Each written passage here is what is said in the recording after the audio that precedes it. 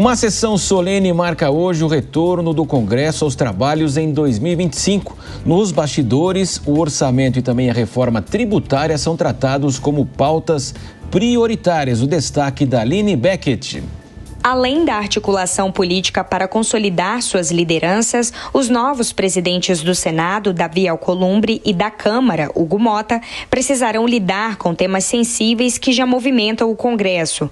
Entre as prioridades estão a regulamentação da reforma tributária, a discussão sobre o novo arcabouço fiscal e a votação do orçamento deste ano, adiada por causa do corte de gastos e sob a indefinição em relação às regras para emendas parlamentares.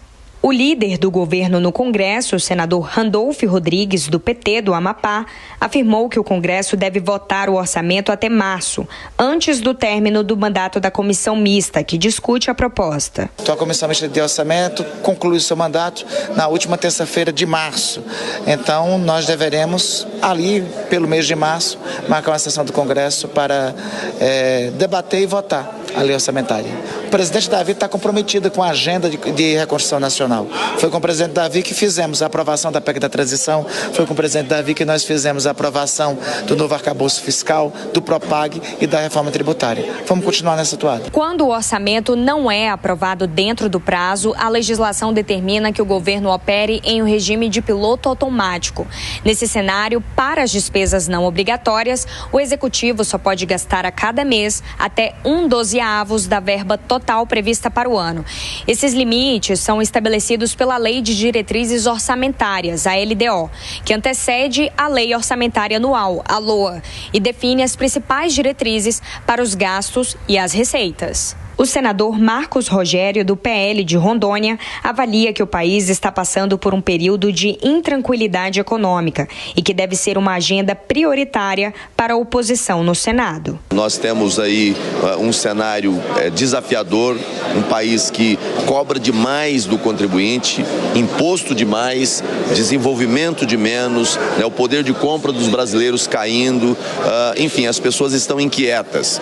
E chegou ao ponto em que hoje nós estamos vivendo o famoso desequilíbrio, desajuste nas contas públicas. Então a agenda econômica e esse pacto com o equilíbrio fiscal deve ser um dos temas centrais na atuação da oposição. O senador Alessandro Vieira entende que o controle das contas públicas e o cumprimento do arcabouço fiscal preocupam. A gente sabe que a desconfiança que o mercado tem, o crescimento alarmante da nossa dívida pública vem pressionando a taxa de juros, vem pressionando a inflação.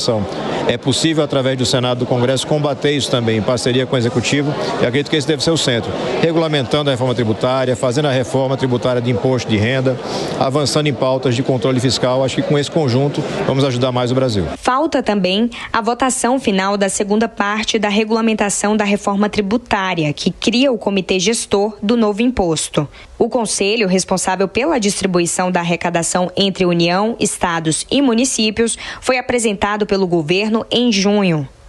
Apesar de já ter sido aprovado na Câmara, a proposta ainda precisa ser analisada e votada pelo Senado para sua conclusão, como ressalta o relator da regulamentação no Senado, Eduardo Braga. Acho que a agenda econômica preocupa todo o país, afinal de contas, emprego, renda, crescimento econômico, queda da taxa de juros, controle da inflação, a estabilidade no câmbio, tudo isso será muito importante para que a renda do brasileiro possa melhorar, para que o controle sobre os preços dos alimentos possam trazer novamente os alimentos para um patamar mais baixo, para que aqueles que podem menos possam comprar mais e nós tenhamos mais justiça social no país. O deputado Chico Alencar, do PSOL do Rio de Janeiro, comentou que com o novo presidente, os parlamentares cobrarão prioridade para aquilo que melhora a vida da população brasileira. Reforma tributária não apenas, como até agora, sobre o consumo, mas também sobre a renda e o patrimônio, a isenção para quem ganha até 5 mil. Já o deputado Sérgio Souza Souza, do MDB do Paraná, relembrou o custo de vida dos brasileiros, a inflação. O povo brasileiro tem salários que não consegue mais pagar o seu custo de vida, a inflação está alta, os juros está alto e nós temos a responsabilidade, como a casa que representa o povo brasileiro, o parlamento, a Câmara dos Deputados, tem a responsabilidade de cuidar da nossa gente. As propostas do pacote fiscal foram parcialmente aprovadas, incluindo mudanças nas regras do salário mínimo, BPC e abono salarial.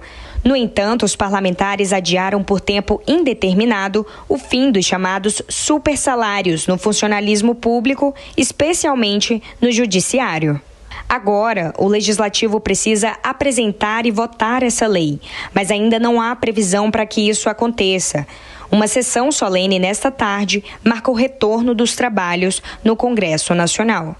De Brasília, Aline Beckett.